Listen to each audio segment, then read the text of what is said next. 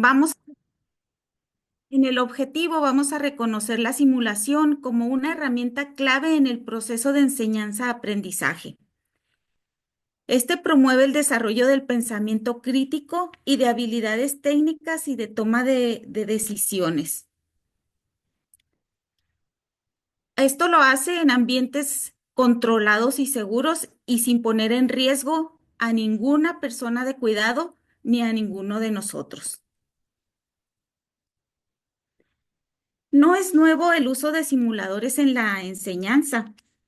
Existen registros desde el siglo III antes de Cristo que había muñecas de tamaño natural con las que se podía practicar para hacer vendajes, la práctica de vendajes.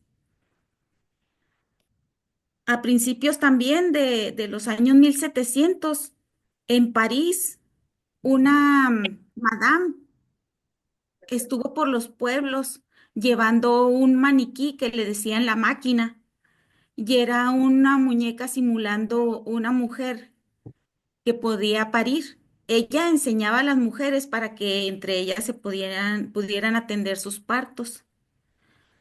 Con el tiempo se vio que esta enseñanza disminuía la mortalidad materno-infantil. Esta máquina se encuentra en un museo en París. Se le tomó radiografías y se vio que tiene una pelvis humana con algunos alambres y tiene unos aditamentos para que es como si se abriera el cuello del útero para hacer esa práctica. En 1800, en Estados Unidos, también hicieron un torso, que es el que vemos aquí, de madera. Introducían un muñeco, que a veces podría ser un feto, y simulaban el trabajo de parto. Y pues las que alguna vez usamos un uniforme de este tipo que nos tocó, tuvimos la oportunidad de practicar con la señora Chase. Esa sí estuvo en donde yo practiqué, en donde yo hice mi enfermería básica. Era la señora Chase y los lugares donde iban a ser puncionados tenía esponja y tenía también para ponerle sonda Foley. Pero ¿qué más simuladores a la mano tenemos en la casa? Pues las naranjas para aprender a hacer la punción de la inyección intramuscular. Ese también es un simulador. Cumple con la función de un simulador. Ahorita lo vamos a ver.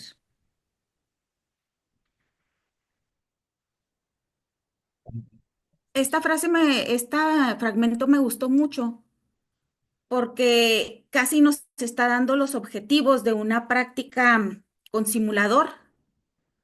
La sociedad actual demanda a las personas que a través de un aprendizaje continuo se conviertan en sujetos autónomos, capaces de tomar conciencia de sus propios procesos mentales al enfrentarse con problemas, analizarlos adecuadamente, planificar, supervisar y evaluar la propia actuación. Somos muy buenos para pedirles a los novatos o a los estudiantes que usen el sentido común, que usen el pensamiento crítico. Sí, pero eso se obtiene después del conocimiento, de la práctica continua. No podemos pedirle a alguien que no ha tenido esa experiencia, no ha vivido en el medio hospitalario o esos problemas de emergencias, que utilice el pensamiento crítico o usa tu sentido común. ¿Cuál? Pues nunca he estado expuesto a esa circunstancia. Afortunadamente, los paradigmas y las teorías de la enseñanza han cambiado. El proceso de enseñanza-aprendizaje ha cambiado y ya no está centrado en el maestro, está centrado en el estudiante y que el maestro sea un facilitador, no un hostigador. Entonces, buscar metodologías que sean efectivas para ellos. Muy bien. Y dicen que tu mejor maestro es tu error, dice Ralph Nader. Pues sí, pero no todos queremos que cometan el primero error o el segundo, no hay quinto malo, error con nosotros o nuestra familia. Pero a través de la simulación y de estas prácticas con simuladores, podemos tener eh, una mejor representación del estudiante cuando esté en el campo clínico. Y fíjense que no solamente la sociedad demanda que estemos adecuadamente preparados, sino también nuestra legislación. En esta pirámide de la legislación en salud, la adecué lo más que pude para las situaciones de emergencia y la verdad encontré muchísimo. El artículo cuarto y el artículo quinto de nuestra Constitución, pues el artículo cuarto ya sabemos que es el que ampara el derecho a la salud a toda la población y el artículo quinto a ofrecer nuestros servicios o nuestra profesión libremente siempre y cuando sea lícita. En las leyes generales, encontré en la Ley General de Salud que el artículo 71 en su capítulo cuarto de prestaciones sobre servicios, dice que a la letra dice, los establecimientos públicos, sociales y privados que brinden servicios de internamiento están obligados a prestar atención inmediata a todo el usuario que ocurra con una urgencia sin exigir garantía, o sea, que sea derechohabiente o algún pago económico, porque es en ese momento de la emergencia, en cualquier hospital lo deben de recibir.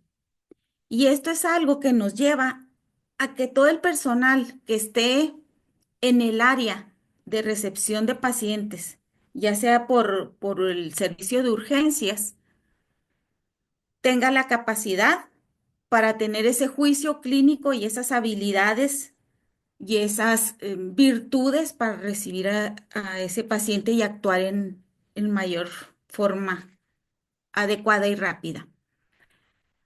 Existen también reglamentos de atención médica, los modelos de atención médica prehospitalaria y todos estos eh, dicen qué es lo que se debe de hacer en estas situaciones. El programa de acción específico de emergencias en salud se refiere a enfermedades y desastres. Me faltó decirles que el artículo 72, me voy a devolver poquito, de la Ley General de Salud, define lo que es una urgencia. Y el artículo 73 dice las obligaciones del responsable del área de urgencias de cada hospital. En el modelo de atención médica prehospitalaria, van a hablar sobre los recursos humanos necesarios para las unidades móviles, el material y los recursos humanos que deben de traer, el equipamiento. También hablan del técnico en atención médica prehospitalaria y la capacitación y participación comunitaria.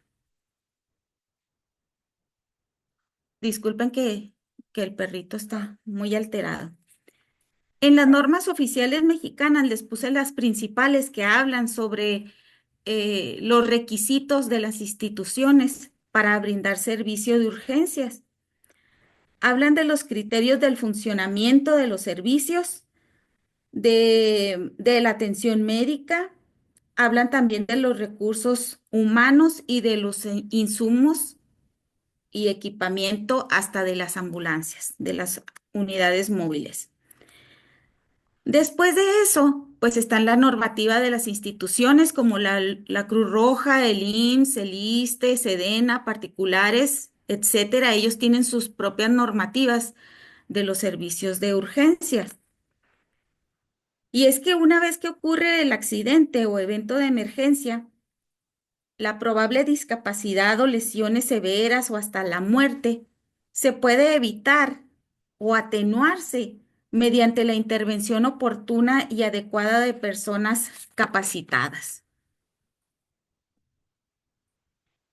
No solamente pasan emergencias en el hospital, también en la calle y en las unidades de atención prehospitalaria. Por eso en estos servicios prehospitalarios y hospitalarios es obligatorio que exista un grupo de personas que responden a estas emergencias. También debemos estar habilitados. El personal de emergencias debe tener suficiente técnica para enseñar a la población en general. No se desespere, marque primero al 911. Son estándares que ya están a nivel nacional. En estos manuales que les platiqué antes, ya están establecidos. Cómo es que debe, en cada estado, esa misma normativa debe estar estandarizada y responder a eso. Lo que leí es que hasta ahorita se llevaban 29 estados que estaban incluidos en ese sistema. No sé cuáles eran los que todavía no estaban. Pero los encargados y líderes de estas áreas deben de ser los instructores y ellos deben de estar acreditados mediante el desarrollo de habilidades didácticas y con estándares de calidad y homologación en la impartición de cursos.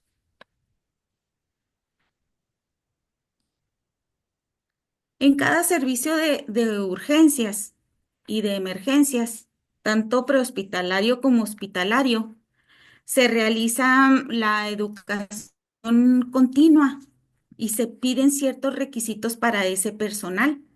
En primer lugar, la educación primaria que deben de tener es el apoyo vital básico. Luego también deben de tener educación médica continua. Ellos están en continua estudios. Deben de tener entrenamiento en situaciones especiales, así como los códigos Mater, código cerebro, el paciente gran quemado, etcétera. Esos son, eh, pues, temas que se toman aparte y uno los debe de buscar, porque acuérdense que no es nada más que me los pida el hospital. Es mi obligación legalmente responder como profesional a estas necesidades. También se debe de homologar la capacitación continua. Esto es con los cursos ACLS, ATLS, BTLS, etcétera, que están a nivel nacional e internacional aceptados. Todos debemos tener esas mismas maniobras, ese mismo lenguaje. Cuando nosotros éramos estudiantes, los de mi generación, recuerdo que las maniobras de RCP eran una respiración de 5 a 8 masajes. Y cómo hemos cambiado hasta ahorita esas Ujú. cosas. Es como lo de los maniquís. Así hemos ido evolucionando. Entonces, no, no porque yo diga, no, yo ya estudié, no me voy a actualizar. Si cada vez hay cosas nuevas. Pero eso es también función de los líderes de los hospitales, de los servicios de emergencia, de los prehospitalarios, a que tengan el personal capacitado. También me he dado cuenta que cuando están entrenando al personal de la Cruz Roja, tienen lugares ideales y simulados hasta de inundación y de escalar y de transportar así en grandes alturas a las personas en camilla. Entonces, esos mm, escenarios simulados son los que hacen que cuando lleguen a ese lugar vayan un poco preparados y no nada más como primera vez como novatos. Aparte de tener nuestra capacitación para el personal, se debe de capacitar al público en general. Muy bien. Ahora sí, ya vamos con el proceso de enseñanza-aprendizaje. La educación es un proceso constante y es durante toda la vida debido a que somos seres inacabados. Esa es una frase de Edgar Morin. En nuestra educación, en la adquisición de nuestro banco de conocimientos, se encuentran los valores y algunas costumbres que, que tomamos de nuestra familia, de nuestro entorno, hasta de los medios de comunicación, según los programas escolares, la dirección de profesiones y todo lo que hay a nuestro alrededor. Todo esto va a constituir nuestro conocimiento. Entre el estudiante y el docente debe de haber un em, entorno de diálogo. El aprendizaje se va a dar con el diálogo. En la educación tradicional, como les decía, estaba centrada en el docente. El docente era el que participaba, exponía, él solo hablaba y siempre tenía la razón. Ahora, con las nuevas teorías y las nuevas tendencias de educación, lo que se quiere es que el estudiante sea activo, que el estudiante forme su propio criterio, su propio análisis. Si no, no quiero una copia de mí, no quiero una copia de los profesores. Quiero que él sea autónomo y que él responda a los problemas de la vida diaria con las herramientas que nosotros le vamos a mostrar, que le vamos a facilitar, porque no se las vamos a dar. Lo vamos a poner en el camino para que él haga su propio banco de conocimientos. Entonces, como les decía, somos facilitadores, no hostigadores, como nos tocó a nosotros. Es verdad que muchos docentes y muchas personas dicen, hablan sobre las generaciones de cristal. Lo que pienso, en mi opinión muy personal, sí son de cristal, pero porque son transparentes, porque demuestran lo que piensan, porque dicen lo que sienten y porque no soportan lo que nosotros tuvimos que soportar. Luego me dicen, no, a mí me fue muy bien en la escuela, sí, pero la enseñanza tradicional, no sé si recuerdan, a mí no me tocó, pero en las primarias hasta daban reglazos y aventaban con el borrador. Entonces, a eso se refiere la enseñanza tradicional y al nuevo concepto del proceso de enseñanza-aprendizaje.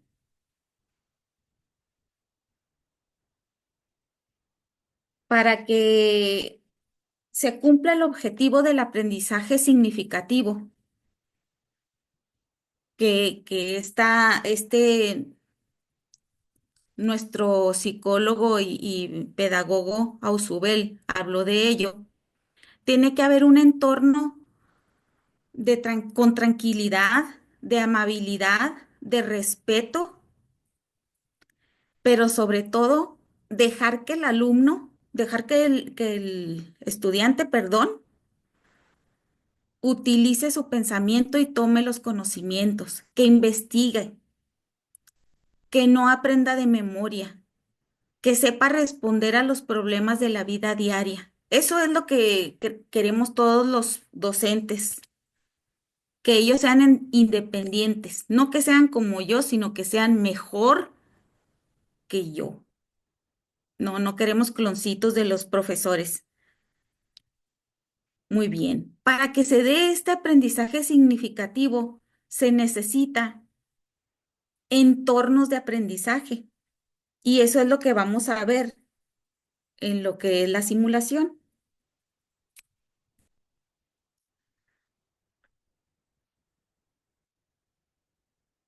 Las estrategias de aprendizaje son las de experiencia con simulación. También se utiliza el aprendizaje basado en casos. En esta pirámide del aprendizaje de William Glasser, vemos que aprendemos más si somos activos. Si en vez de solo ver y oír y leer, pues también conversamos, debatimos, definimos, conversamos, interpretamos, utilizamos, demostramos, a quién demostramos es donde va el aprendizaje con simulación. También al enseñar, pues aprendemos mucho mejor. Es la ventaja que tenemos los docentes, que como estamos en constante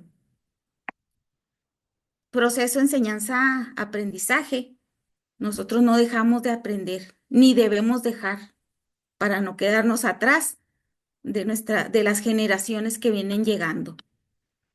Entonces, la principal estrategia de la enseñanza que se va a utilizar con el personal de emergencias, de situaciones de emergencias, es el aprendizaje situado con simulación y el basado en casos.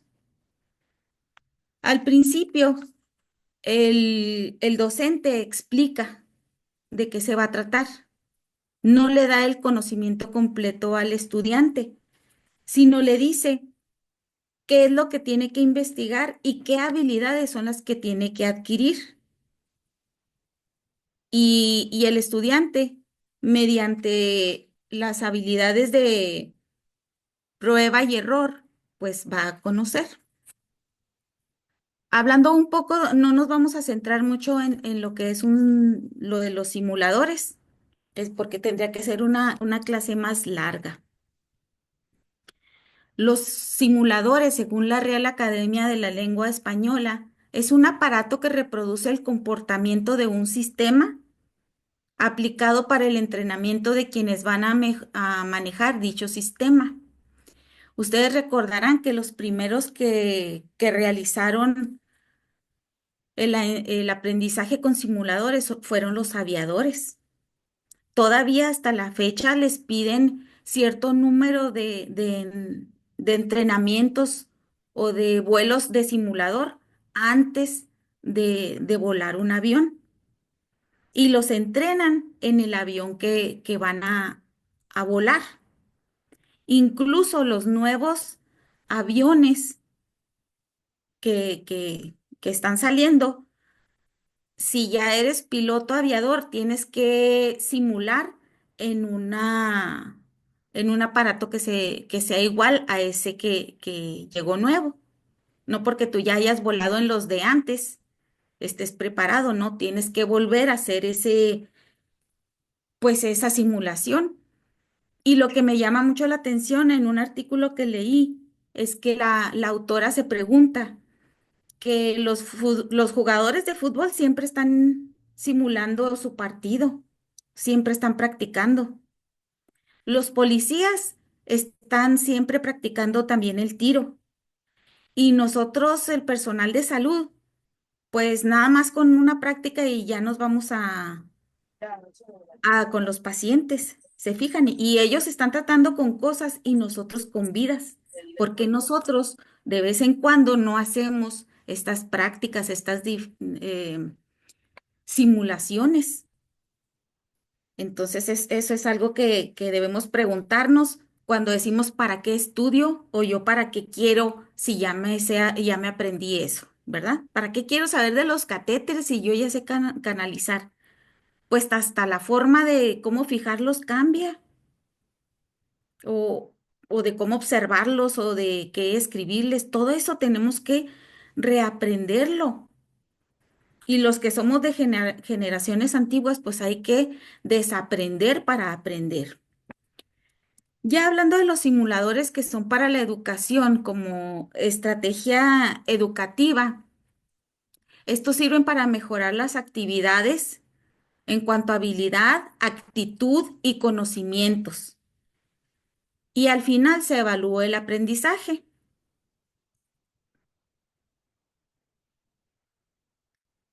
Hay tipos de simuladores, pero lo que tienen, primero que nada, deben de tener tres atributos. Imitar la realidad, no ser real en sí mismo y puede ser modificado por los usuarios. Anteriormente, aquí donde dice que no ser real en sí mismo era por las prácticas que se hacían con animales. Antes las suturas, Algunos procedimientos quirúrgicos pues se hacían en animales y pues eso ya cambió. Ya no se hace en animales ni se hace entre los mismos estudiantes, mucho menos con los pacientes de primera vez, sino que ya los estudiantes deben de ir con esa preparación. En Estados Unidos no hacen prácticas con pacientes cuando están en su año de servicio. Ni siquiera en el año de servicio social hacen práctica con paciente, hasta que ya tienen su licencia como enfermeros y enfermeras. Otra característica que tienen los aparatos simuladores y que van a ustedes a escuchar mucho es la palabra fidelidad. Y esta fidelidad la van a dar su complejidad tecnológica. Entonces, un artefacto o un simulador de baja fidelidad, pues solamente es una parte de plástico que puede servir como modelo anatómico o para hacer algunos procedimientos como punciones. Bueno, punciones, vendajes, para eso sirven los de baja fidelidad. Los de mediana fidelidad, esos ya son porciones de un maniquí que están conectados a aparatos que pueden dar respuesta a, por ejemplo, los masajes o al electrocardiograma. Entonces, ese todavía es de mediana fidelidad, aunque también el instructor puede darle algunos parámetros para que lo pueda utilizar el principiante. Ya los de alta fidelidad van a ser maniquís que semejen ser humanos. Hacen ruido respiratorio, lloran, se mueven, sudan, tienen movimientos de la pupila, miosis, midriasis, están programados. También los ruidos pulmonares están programados. Es muy real el maniquí, pero fíjense que también hay pacientes que son personas contratadas como actores para ser aún más reales y personificar a un paciente. Eso también se ha utilizado y de alta fidelidad también es la tecnología inmersiva. Esa es que te pones los lentes y tienes tú también controles en los que estás en la realidad virtual. Viene en un artículo que alguna vez hubo eh, una persona, una mujer que estaba haciendo con un aparato de realidad inversiva que hasta quitó el freno de la camilla y se quería llevar a la paciente al quirófano, porque ella tanto se metió en el papel, tanto estaba experimentando, que sintió que era la urgencia de llevarla al quirófano. Entonces, todos estos entornos y con un propósito especial, pues los manejan los instructores. Bueno, antes de irnos a la realidad, a estar con un paciente, a estar en la zona de emergencia, tenemos que estar en una simulación. Y aquí está el centro de toda de nuestra plática, pues es desarrollar una práctica con simulación. Y van a encontrar ustedes que vienen una terminología de sajona, del pre-briefing y el briefing, el feedback y el debriefing. Cuando vayan a simulación probablemente los escuchen, pero aquí los vamos a ver cómo se desarrolla. El pre-briefing es toda la parte de la preparación que hace el instructor hasta de 24 horas antes, donde va a ver los objetivos y va a ver cuáles son la metodología, cómo va a planear los casos clínicos para las habilidades de las personas que van a tomar su curso, porque estas personas pueden ser estudiantes de pregrado, puede ser estudiantes de bachilleres o pueden ser personal de una maquiladora. Entonces, para cada personal que va a tomar esta simulación, debe de adecuar todo lo que es el simulacro, la simulación. Eso es en el pre-briefing. Entonces, mínimo 24 horas para preparar todo el escenario, los objetivos, todo lo que va a experimentar el principiante, el novato, perdón. Entonces, pre-briefing y briefing es la introducción y briefing es la orientación.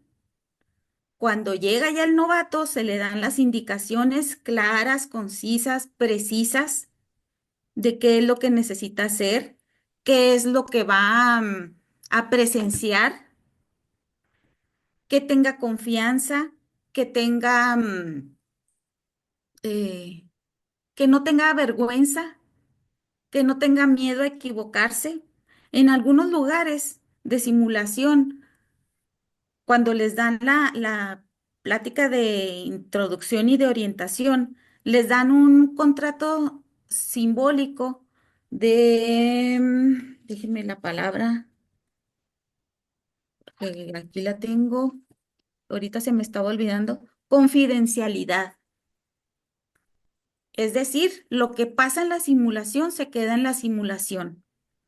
No voy a andar diciendo, este se equivocó en tal cosa y no aprende. No, ni nosotros ni ellos van a decir nada de lo que pase durante la simulación.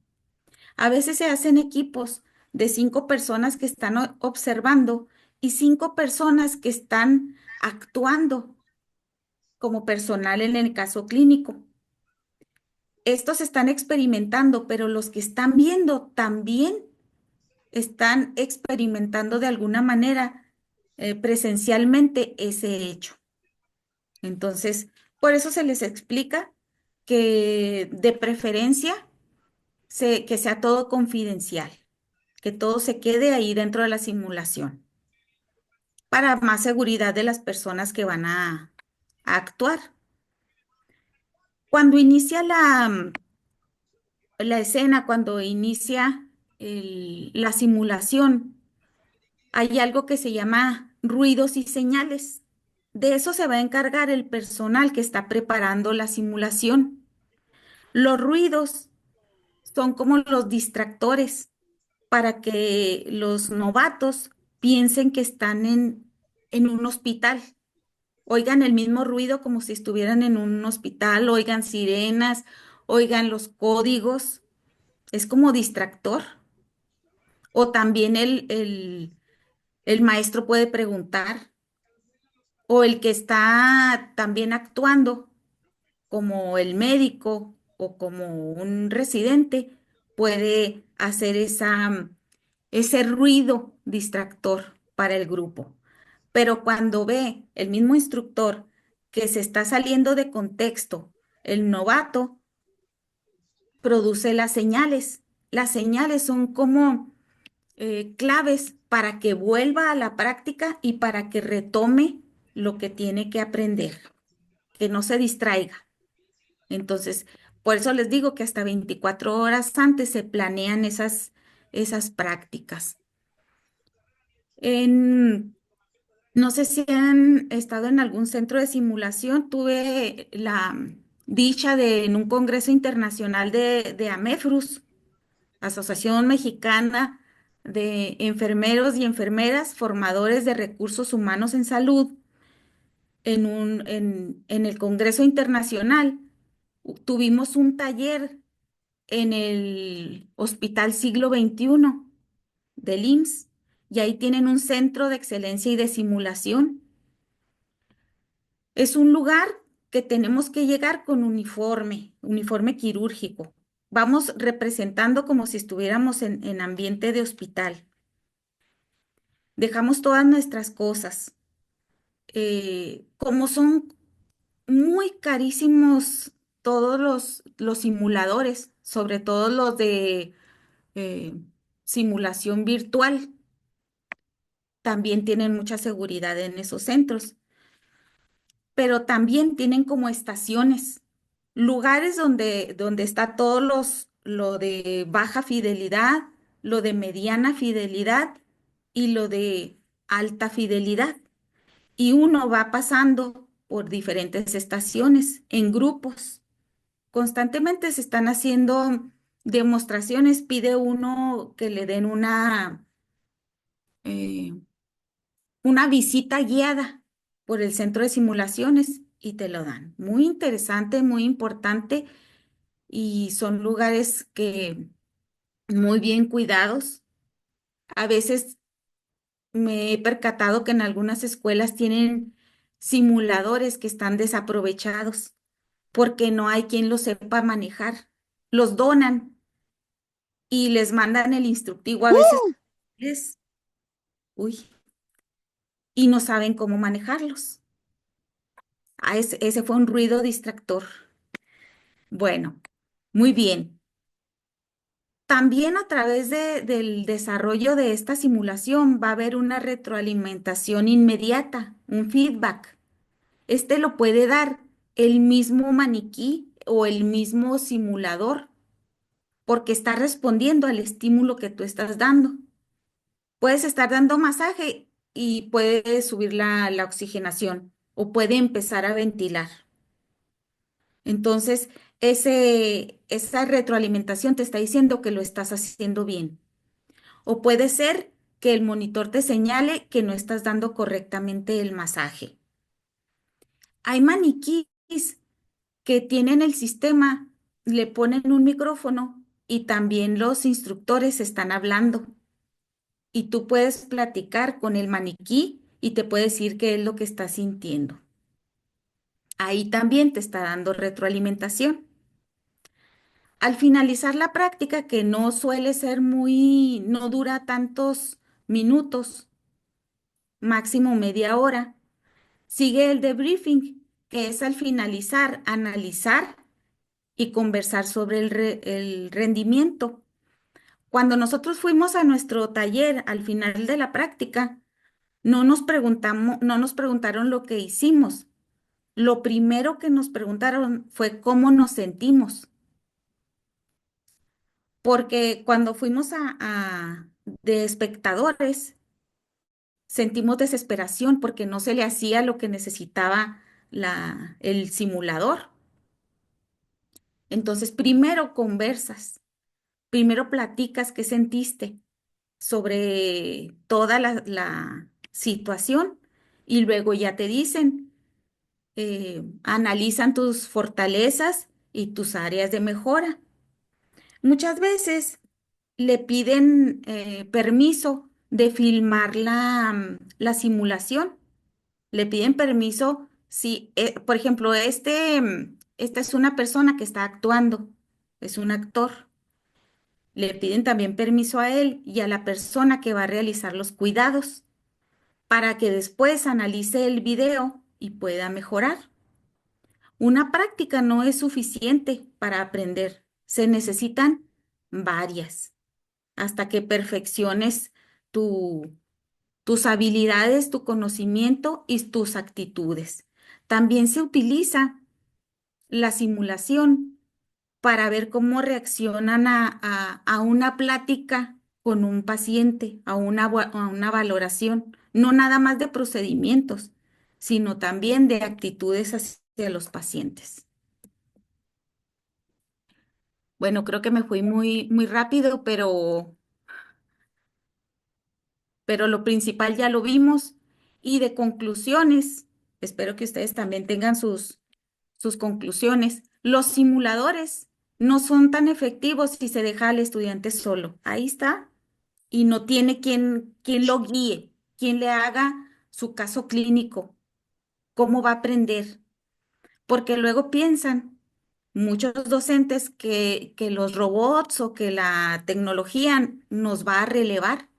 Y no, son herramientas para que nosotros mejoremos nuestra calidad de enseñanza y también para aprovecharlos para que nuestros estudiantes aprendan. Se debe aprovechar para que formen competencias. El estudiante debe tomar el rol activo y el docente se va a encargar de guiarlo a obtener los objetivos, a que tenga ambientes de aprendizaje, que los casos clínicos estén adecuados para ese principiante, para ese novato. Las instrucciones claras y detalladas. Entonces, por lo que están viendo, pues ser instructor para ese personal de emergencias no es tan fácil, tiene que estar preparado y tiene que estar actualizado completamente. La simulación es mucho de aprender de errores, por lo que no debemos de juzgar la equivocación, sino que se debe de convertir en una forma de aprendizaje. Eso lo tiene que tener muy claro el practicante, porque que no oculte los errores, que no los pase desapercibidos, sino que aprenda de ellos.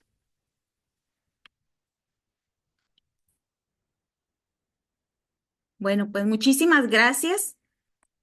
Eh, Estoy a la disposición si tienen alguna duda, alguna aportación. Maestra Carla, Muchísimas gracias, maestra. Le agradecemos muchísimo que nos comparta todo su conocimiento y toda su experiencia. Y si por ahí les coloqué en el chat, si alguien tiene alguna opinión, si nos quisieran compartir alguna experiencia durante alguna práctica o sus experiencias como instructores o incluso como estudiantes, o si tienen alguna pregunta, pueden colocarla en el chat o son libres de abrir su micrófono también.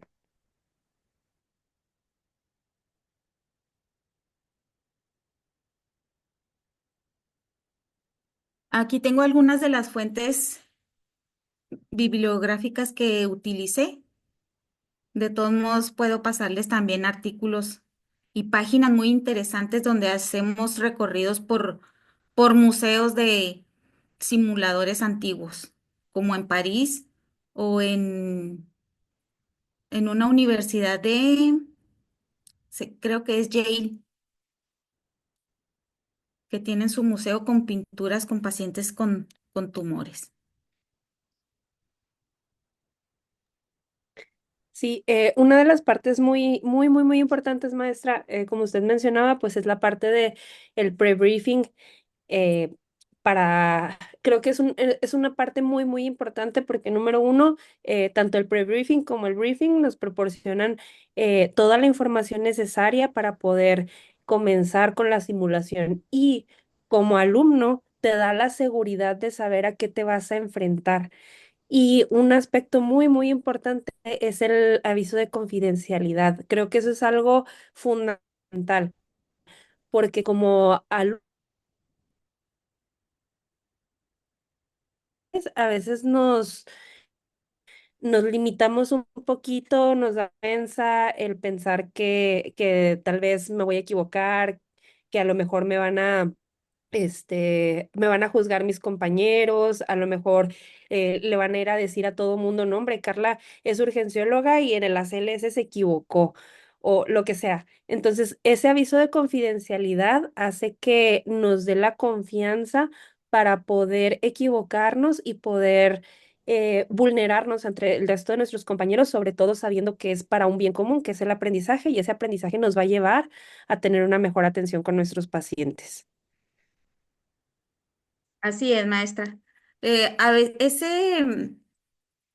Pues ese compromiso se puede hacer de forma verbal y se puede hacer también por escrito. Cuando, según donde estemos, por ejemplo, a donde yo fui al taller de simulación, no nos dieron a firmar nada. Sin embargo, cuando hay cursos o talleres, pues